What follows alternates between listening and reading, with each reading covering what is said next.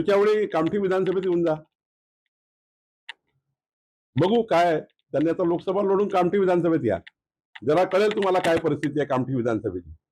माहीत नाही, काहीच नाही, कुणाच्या सांगण्यावर काही बोलतात, अभ्यास करत नाही. त्यामुळे मला असं वाटतं की त्यांचे आता पतनाचे दिवस आहेत आणि त्यामुळं ते पिसाळलेले आहेत, असं बोलत राहतात. मी 2009चा संदर्भ दिलाय, त्या संदर्भावर त्यांनी बोलावं की 30 लाख मतं 2009ला विधानसभा आणि लोकसभेमध्ये कसे वाढले होते, याचा काही निवडणूक आयोगावर तुम्ही आरोप करणार आहे? निवडणूक आयोगाला तुम्ही त्या ठिकाणी दोषी धरणार आहे? खरं तर ही मतदार नोंदणी प्रक्रिया आहे. 18 वर्षाची मुलं होत राहतात, ते नोंदणी होत राहतं. त्यामुळे मला असं वाटतं निवडणूक आयोगावर आणि भारतीय जनता पार्टीवर बोलायची सवय त्यांनी सोडली पाहिजे आणि जरा वस्तुस्थिती चेक केली पाहिजे. त्यांनी त्या ह्याच्यामध्ये 56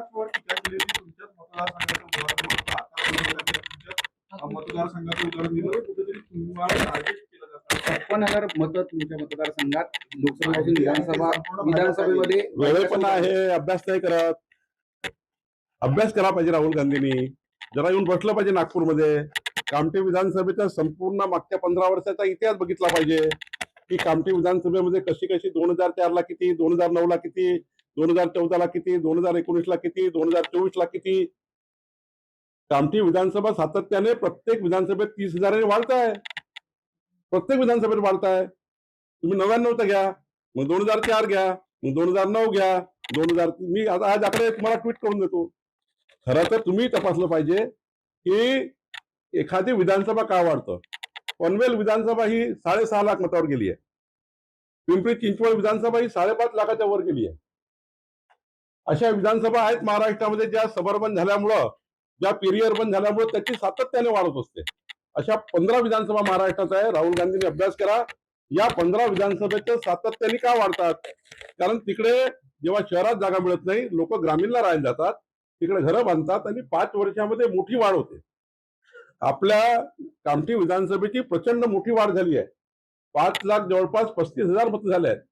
आणि त्यामुळं वाढ कुठे आहे तर विधानसभा कामठीमध्ये आहे. वाढ कुठे आहे हिंगणा विधानसभेत आहे. वाढ कुठे आहे पनवेलमध्ये आहे. वाढ कुठे आहे पिंपरी चिंचवडमध्ये आहे. ते राहुल गांधींना कळत नाहीये. ते आता पराभवात इतके गेलेले आहेत की त्यांना कळत नाही. जरा महाराष्ट्रात नागपूरला येऊन बघितलं पाहिजे आणि मग बोललं पाहिजे. आपण आता आव्हान पण दिलं होतं की राहुल गांधींनी इथे येऊन लढवून दाखवा. नाही, मी असं म्हटलं की राहुल गांधींनी कामठीमध्ये येऊन जरा चेक करावं की सातत्यानं कामठी विधानसभा 99 ते 2024 मताची वाढ म्हणजे 2 लाख 2,00,000 मतं 1999ला होते कामठी विधानसभेत. 2,02,000 मतावरनं कामठी विधानसभा ही 5,34,000 मतावर गेली आहे 24 वर्षात. त्यामुळं विधानसभा कामठीचे मतदान वाढलेलं आहे, तिथे जाणारे लोक वाढलेले आहेत. सबर्बन एरिया तयार झाला आहे. नगरपंचायती किती झाल्या आहेत? बेसा नगरपंचायत, बहादुरा नगरपंचायत, बिळगाव नगरपंचायत, एरखडा नगरपंचायत, महादुला नगरपंचायत, हुडकेश्वर नरसाळा शहरी भाग, हा जर विचार केला तर मोठ्या प्रमाणावर इथे सबर्बन एरिया तयार झाला आहे. त्यामुळे ते राहुल गांधीला कळत नाही. दोन्ही ठाकरे एकत्र येण्याची चर्चा सुरू आहे. आज सामनाच्या मुखपृष्ठावर दोन्ही ठाकरेंचा फोटो सुद्धा छापलेला आहे आणि जनतेच्या मनात आहे तेच होईल असं मी परवाही म्हटलं की माननीय राज ठाकरेजी, माननीय उद्धव ठाकरेजी यांनी एकत्र आल्यावरही त्यांनी त्यांची लढाई लढण्याकरता त्यांना मुभा आहे. राजसाहेबांनी कोणासोबत जावं त्यांचा पक्षाचा अधिकार आहे. उद्धवजींनी कोणासोबत जावं त्यांचा अधिकार आहे. भारतीय जनता पार्टीला काय औचित्य आहे आणि मला वाटतं आम्हाला औचित्य नाही आहे आणि मतदाराला यामध्ये फार रस नाही आहे. शेवटी लोकांना आता विकास पाहिजे आणि आम्ही विचार केलाय की माननीय देवेंद्र फडणवीसांचं सरकार ज्या दिवशी आम्ही आणण्याचा त्या ठिकाणी लोकांना संकल्पनामा दिला, भाजपाचं सरकार, महायुतीचं सरकार, एकनाथजी, अजित पवारजी या सर्वांनी मिळून जेव्हा संकल्पनामा तयार केला, त्या विकासाच्या मुद्द्यावर आम्ही निवडणूक लढलो. आणि आता आमच्या समोर कोण एकत्र येत आहे, कोण एकत्र येत नाही आहे या मुद्द्यापेक्षा माननीय देवेंद्र फडणवीसच्या सरकारने, आमच्या देवेंद्रजींनी जे काही संकल्पनामा जनतेला दिलाय ते पूर्ण करण्याकरता आम्ही काम करतोय. आम्हाला इतर गोष्टीत काही रस नाही. हिंदुत्ववादी मतं जे आहेत की आता भाजपकडे आले, एकत्र आले तर ते मतं त्यांच्याकडे जातील याचा फटका शिंदे सेनेला आणि तुम्हालाही बसू. मी तुम्हाला वारंवार सांगतो, मतदार काही कधी कसा बांधला नसतो. मतदार हा विकासाच्या मुद्द्यावर मत देतो.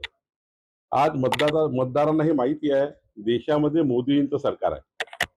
आणि मोदींचं सरकार आणि महाराष्ट्रातलं देवेंद्रजींचं सरकार डबल इंजिन सरकार आहे. आणि आज डेव्हलपमेंट कोण करू शकतं? तर डबल इंजिन सरकार करू शकतो.